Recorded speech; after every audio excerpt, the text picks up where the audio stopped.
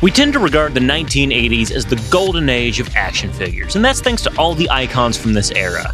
G.I. Joe, Transformers, He-Masters, others. Insert your favorite here. But the action figure bonanza of the 80s really had its roots in the decade prior. Gotta know whether or not their president's a crook. Well, I'm not a crook. Now, it is easy to look at the titanic success of Kenner Star Wars in 1978 as the moment when action figures changed, and that is partially true. Star Wars was how the West was won. Everything else was truly the Wild Wild West era of toys, and not just because there were still a lot of cowboy toys on shelves like the Empire Legends of the West, no. It was because it was a complete and total free-for-all of fun, weirdo, original toy lines. You had Big Jim, Dynamite, Steve Scout, Heroes in Action, Pulsar, Hypnos, Rom the Space Knight, and tons more. But what's often forgotten is the huge variety of licensed TV and movie toys, and there were way more than you'd expect. Obviously, Mego had tons of licenses in their 8-inch range, the Marvel and DC heroes, The Wizard of Oz, Star Trek, and Planet of the Apes. I love you, Dr. Zayas! But there were tons more beyond Mego. There were the Universal Monsters, Hanna-Barbera, Looney Tunes, James Bond, MASH, the movie, not the TV show. Hell, there was even a Flip Wilson doll and Jimmy J.J. Walker. And that's not counting the insane amount of drugstore rack toys. These were little tchotchkes, goodies, and roleplay toys made on the cheapsies by companies like Azrak Hamway, Fleetwood, and Laramie, and then sold at pharmacies and convenience stores, really as shelf filler. But what would distinguish these cheapo toys from others was the insane menagerie of official licenses involved. There was Chips, Love Boat, Vegas, The Blue Knight, TJ Hooker, fucking Hawaii Five-0.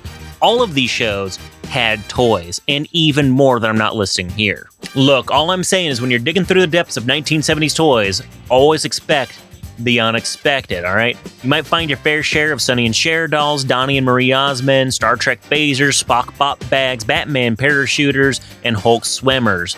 But then you're gonna find something that you have never seen before, and that is what we're looking at today. Strutting through the 1970s fog of war, consisting of tobacco, cocaine, and Galliano, comes a true American hero. This is Ideal Toys' J.J. Arrmes, a 10-inch action figure based off the Texan private investigator and legend of the same name. And if you want some of that sweet, sweet Texas barbecue, then be sure to like, comment, and subscribe. Ring that bell for notifications because PDX Toy Collective is the only action figure YouTuber who went deep into Southeast Texas to find the Buc-ee's Memorial statue. Rest in peace.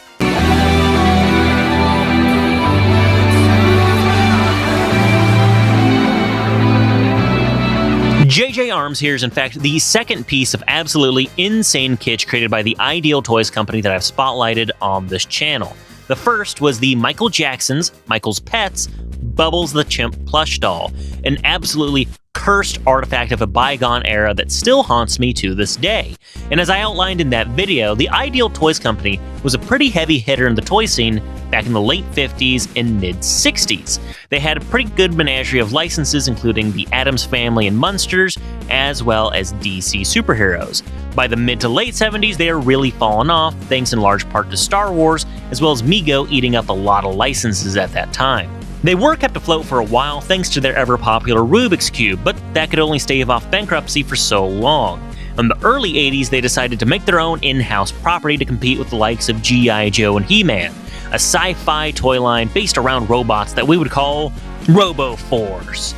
And this changed the toy industry and saved the company for about 30 minutes, which was how long it took for Hasbro to unveil the Transformers, which promptly destroyed all competition from that point onward. Ideal Toys promptly went bankrupt, and then to add insult to injury, they were banished to the Shadow Realm, also known as Portland, Oregon, when they were purchased by a local company, Viewmaster. And then they went bankrupt again when they hedged their bets on Bubbles the Chimp. Truly a tragedy worthy of Bill Shakespeare. But we're not going to focus on the disastrous Bubbles the Chimp era of Ideal, no. We're going to rewind back to the wood-paneled and shag-carpeted 70s to hang out with J.J. Arrmes. J.J. Arrmes is a 10-ish inch scale action figure that's very similar in style and engineering to Mattel's Big Jim toy line. He's big, big, big. He's Jim, Jim, Jim. But J.J. Arrmes is actually slightly taller than Big Jim and has improved articulation.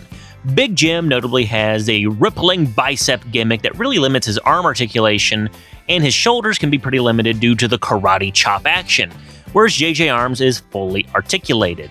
He's also just a little bit taller, but I think that's thanks to those awesome stacked cowboy boots that he's wearing. Let's take a minute here to both admire and marvel at the ensemble on display here, okay?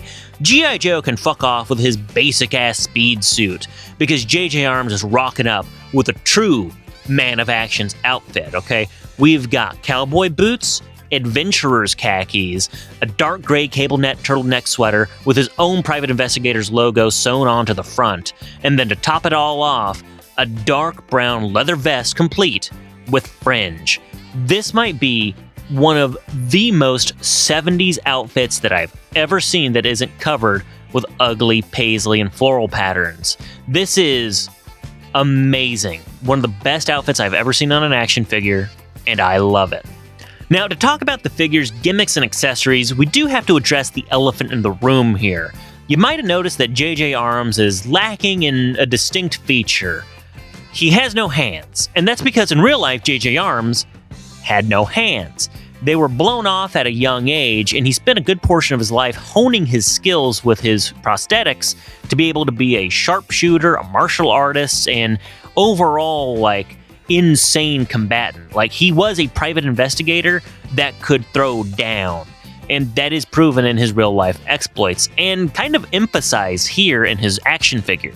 The figure comes equipped with bright chrome hooks, which is what JJ Arrmes had in real life, and they're pretty well detailed and fairly realistic. They even have a little spring-loaded opening and closing gimmick.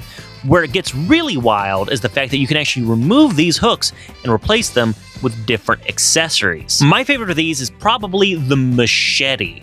It's a bright chrome blade with a spiked ball at the base, so he is ready to tussle, alright? He also has another one that I can best describe as a trick prosthesis, because what looks like unassuming hooks actually flip around to reveal a revolver, and this is actually based off of a real-life prosthetic that this guy had. Decidedly less badass are the suction cup hands. It's a fun idea on paper, but they look pretty goofy, and the fact that they've warped over 40 plus years really doesn't help at all. Plus, I honestly doubt they work to begin with. Something that actually does work really well is he has a magnet hand. Attaching this one lets him just pick up stuff. As long as it's ferromagnetic, it'll work, like this poor Dianaut that's being hung upside down. And then finally, he has two regular hands. These are pretty boring, if you ask me. I assume they're only there either to increase the parts and piece count, or maybe because the doll originally had them tooled in and then they changed their mind or something. I don't know. They're boring, they're unnecessary, and honestly, you can tell me I'm being tasteless, but I think he looks way cooler with the hook hands, because he looks like he's ready to throw down and tussle. So you're watching this video, and you're probably thinking to yourself, who in the hell is JJ Arrmes anyway? Is he some sort of David Lynch character that's been summoned from the ether and brought into real life? And the answer is, yeah, kind of, actually. Good luck to you. And get the fuck out of my office.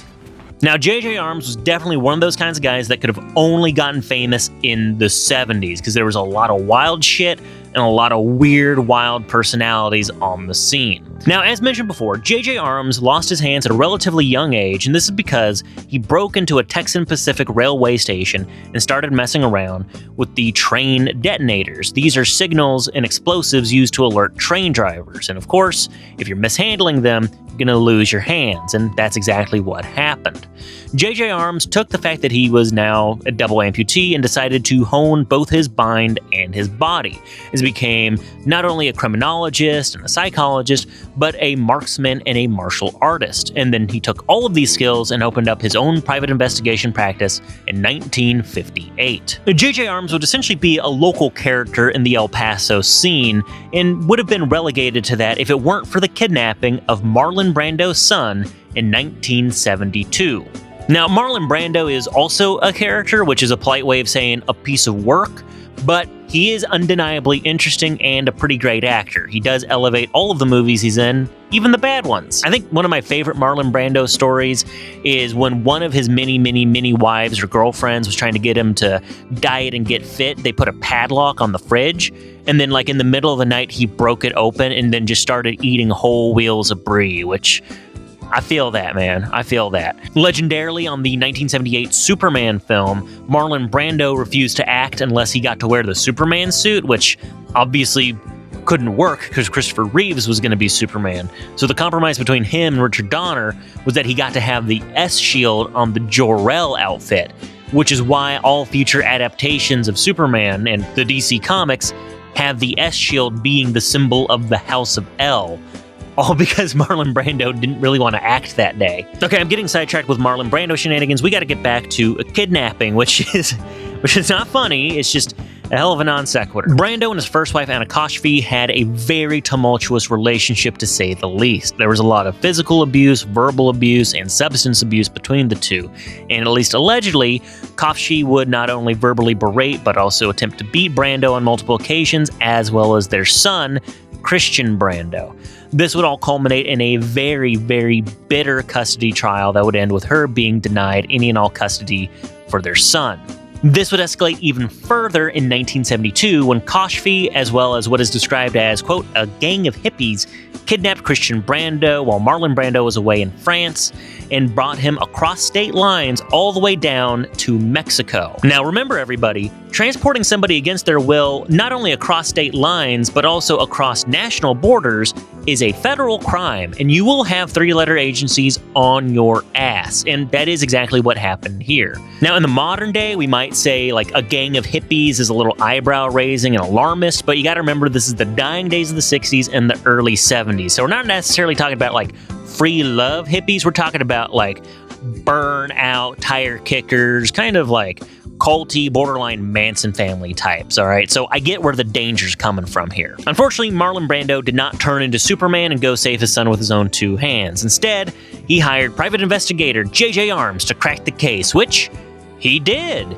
He kicked down those hippies' doors, saved the kid, got Anna Koshfi arrested, and became an overnight sensation because of it. Not only did he save the day, the night, and the girl too, but we also got to see his very flamboyant and interesting personality on full display. Now, from that point on, he did the pretty standard like talk show and late night tour. He wrote a book, and he appeared on one episode of Hawaii Five-0. Okay, we're going to take a full detour to talk about this real quick, because this is one of my favorite episodes of Hawaii Five-0, and believe me, I love Hawaii Five-0. Okay, it's one of my favorite propaganda shows. McGarrett's a total badass. Same with Dano and Kono and all those cats. Like, I love this show. It's great. Now, J.J. Arrmes appears in one of the later episodes called Hookman, which is already a pretty badass title. And there he plays like a sniper with a vendetta against the Hawaiian police force. And there's some really great like glamour shots of J.J. Arrmes using his prosthetic hook hands to sharpshoot. It's really, really cool. Like, the beginning of the episode is this really like cool high tension montage where we see him like assembling the sniper rifle and then bearing down on a moving motorcade of police officers. It's real cool. And then the end of the episode's a super cool shootout between McGarrett and the 5-0 force and J.J. Arrmes, who's like holding his own too. Again, just a really amazing display of his sharpshooting and marksman skills, which he had in real life, obviously. And then in 1976, he licensed his likeness rights to the Ideal Toy Corporation, and that's where we got the J.J. Arrmes action figure, right? Again, I think it's got to be put in context. He was a minor celebrity at this point, so even though we in the modern age think it's a bit strange to have a detective be an action figure, it was the 70s. A lot of weird shit happened in the 70s. And not only did we get the action figure from Ideal Toys, he also had like a pop-up playset structure and a super sweet, funky crime fighting van. Because you weren't a real detective or investigator until you had a sweet van. Just ask those meddling kids. You don't see me acting ridiculous over my favorite group, the Ascot 5, do you? Oh no, don't tug my ascot, don't pull my ascot. It's not a Scot. No, baby, you can't have my ascot, cause girl, it's mine. Fred, please. I'm just saying, I think they're twice the band Kiss is. Remember a little while back I told you he wrote a book? Well, that book was called The World's Most Successful Private Eye, J.J. Arrmes' Investigator. And aside from having one of the most unwieldy book titles out there, it's also completely bug-fuck insane. This book was co-authored by Arrmes as well as Frederick Nolan, an English writer and editor who mostly did true crime stuff in the 60s, 70s, and 80s. The best way to describe this book is it really has an informal and meandering tone. It really feels like J.J. Arrmes sat Nolan down and was like, all right, buddy, let me lay down this beat, see if you pick it up. The book starts off fairly normal in the grand scheme of things. We get his origin and how he came to be, as well as the Christian Brando case, which propelled him into the spotlight. But then it goes off the rails immediately into Crazy Town when he starts talking about his investigation of the LaGuardia bombing in '75. And how he tracked down an international cabal of terrorists. By the way, the LaGuardia airport bombing is still unsolved to this day, so I guess J.J. Arrmes killed these terrorists so hard it just removed them from history and took them down with his bare hands, bare claws. This is basically the rest of the book. For lack of a better term, it's all about how J.J. Arrmes maxed out every single skill tree imaginable and became a level 20 private investigator, and all of the quests and side quests that he did to achieve that. We've got quest lines involving Elvis Presley, Yoko Ono, Howard Hughes, femme fatales left, right, and center, gay love affairs, mafiosos, gangsters, thugs, and smugglers, communist spies, and terrorists. That's not even including all of the other, enriching side quests he goes on to become a living weapon. He literally talks about how he can bend steel with his claws and kill a man with a single touch. That's not even counting the insane numbers of gadgets and guns he had installed into his prosthetics. This book basically puts forth that J.J. Arrmes is the greatest pulp adventure hero who ever lived. And you know what? I kind of love it. Is 85% of this book bullshit? Probably, but I don't care because this is pure Americana, pure American myth-making right here. A man who could achieve the unthinkable, become the greatest man of action who ever lived. It's kind of awesome. Like I said, it's definitely bullshit, and J.J. Arrmes, especially in his later years, was kind of a notorious prick. He wasn't really well-liked in the El Paso area, and like I said, he was a local character, and wheeling all the way back to Marlon Brando, character is a polite term for a piece of work, but I kind of don't care. The myth, the legend of J.J. Arrmes is way more enthralling and way more interesting than the man could have ever been, than any mortal man could have ever been. It's almost going into the territory of Blackbeard. Edward Teach was a real man, but the exploits of Blackbeard will forever live on in legend, no matter how true or not they were. And that's what I really like about this toy. This isn't a toy of J.J. Arrmes the man, this is a toy of J.J. Arrmes the legend. You can easily imagine him as a man of action, a man of international mystery, solving crimes, putting things right that once went wrong, and uncovering ancient secrets. And I think it's a shame they never expanded beyond the action figure, the playset, and the funky adventure van. If I was in charge of the J.J. Arrmes toy line, I would have gone full $6 million man. Different interchangeable hands, different adventures, give him more khakis, give him a jungle adventure outfit, give him a spacesuit and send him up to Mars. J.J. Arrmes is ready to rock and roll. And I think they could have even expanded it even further with a full team of detectives at his side, a full set of adventurers, maybe even villains to fight, whether that's communist spies, thieves, gangsters, fascists, or the worst of them all, hippies. But that's what could have been, or what should have been, if you ask me. J.J. Arrmes the man may have been one of the more questionable figures of the 70s, but J.J. Arrmes the toy is one of the best figures of the 1970s. This is pure 70s Americana at its best, and it is a great example of the ingenuity and creativity at play in that era.